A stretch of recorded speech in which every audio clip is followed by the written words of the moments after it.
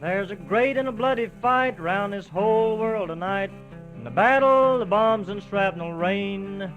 Hitler told the world around he would tear our Union down, but our Union's gonna break them slavery chains, and our Union's gonna break them slavery chains. I walked up on a mountain in the middle of the sky, could see every farm and every town. I could see all the people in this whole wide world. That's the Union that'll tear old Hitler down. That's the Union that'll tear the fascists down. When I think of the men and the ships going down while the Russians fight on across the Don, there's London in ruins and Paris in chains. Good people, what are we waiting on? Good people, what are we waiting on? Yes, I thank the Soviets and the mighty Chinese vets, the Allies, the whole wide world around. To the battling British, thanks, you can have 10 million Yanks if it takes them to tear the fascists down, down, down. If it takes them to... During the 1930s, the role of women as the subordinate race was firmly re-established due to the Great Depression. Faces it single-handed. She must know how to cook, know food. She must know how to set her table attractively. She must know how to make her home comfortable and inviting. She must know the worth of labor-saving devices and how best to conserve her time and energy. She must know clothes, how to buy, and how to make them.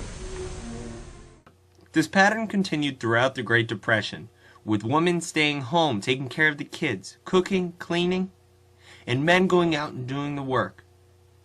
However, December 7, 1941, as women continued their daily routine, men and women gathered around the radio to hear. From the NBC newsroom in New York, President Roosevelt said in a statement today that the Japanese have attacked the Pearl Harbor, Hawaii, from the air. Yesterday, December 7th, 1941, a date which will live in infamy. The United States of America was suddenly and deliberately attacked. As men rushed to enlist in the Army, job vacancies skyrocketed. In order to fill these vacancies, the government started a propaganda campaign to have women take the roles which men had formerly held. Women began to be riveters. Women began to build airplanes. These women were building the weapons which their brothers, cousins, fathers, and uncles were using in order to fight off Nazi Germany, the Empire of Japan, fascist Italy. These women continued to be mothers. They continued to be wives. And in many cases they took on other roles. They would collect cans. They would conserve rubber. They would give up wearing their pantyhose. All for the cause. Soon after the start of the war, the military realized they would need to rely heavily on women in order to provide the support they would need. The military quickly established organizations specifically for women.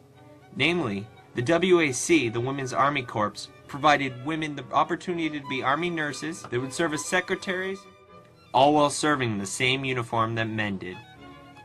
WASP, or WASP, were women pilots who served for the Air Force in non-combat missions. They would fly planes to the battlefront so that the men could use them. Though the men were the ones who were dropping the bombs over Italy, France, Germany, and Japan, the women were the ones bringing the supplies to the front. They performed the same calisthenics that the Army Air Force required. Often the women's transport missions, which would actually be longer in length than the men's. They would need to be fit and well trained. The Army devised a new program specifically designed to the needs of women. In fact, when the new B-29 bomber came out, it was women who were chosen to show that the plane was fit to fly. Because, after all, if these women were brave enough to get into the cockpit of this experimental airplane, and so were the men. The women of the WASP represent a new breed of women, willing to risk life and limb for their country while accepting a non-traditional role. Though after the war and into the 1950s, the role of women returned to a more traditional stance, these women were able to prove what was capable of this formerly subordinate sex. The women of the WASP, the WAC, and those Rosie the Riveters out there are a representation of truly what it can mean to be an American woman.